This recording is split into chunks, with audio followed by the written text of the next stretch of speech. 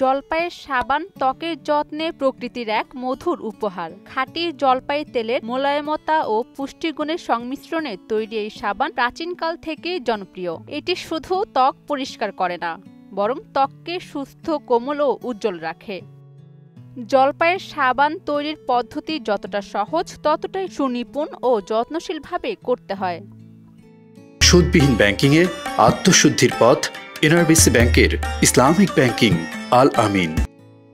জলপাইয়ের সাবান তৈরিতে প্রধান উপাদান হিসেবে ব্যবহার হয় খাঁটি জলপাই তেল, যা ত্বকের জন্য অপরিহার্য পুষ্টি যোগায়। সঙ্গে প্রয়োজন হয় সোডিয়াম হাইড্রোক্সাইড, বিশুদ্ধ পানি, প্রাকৃতিক সুগন্ধি তেল এবং মাঝে মাঝে ত্বকের বাড়তি পুষ্টির জন্য ভেষজ নির্যাস বা পাউডার দেয়া হয়।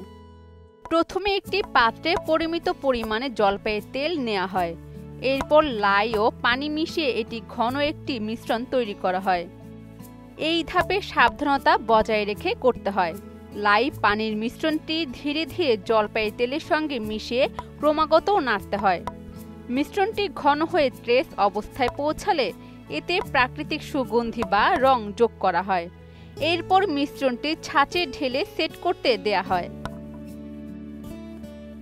সাবানটি ছাঁচে 24 থেকে 48 ঘন্টা রেখে জমাট বাঁধার পর বের করে শুকানোর জন্য 4 থেকে 6 সপ্তাহ রাখা হয়।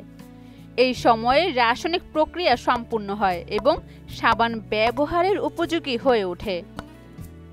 জলপাইয়ের সাবান শুধু একটি পরিচ্ছন্নতার পণ্য নয়, বরং ত্বকের প্রাকৃতিক যত্নের জন্য একটি বিশ্বস্ত সঙ্গী। এর প্রতিটি ধাপে প্রকৃতির কোমল স্পর্শ লুকিয়ে থাকে, যা ত্বককে করে তোলে মসৃণ, মোলায়েম ও দীপ্তিময়।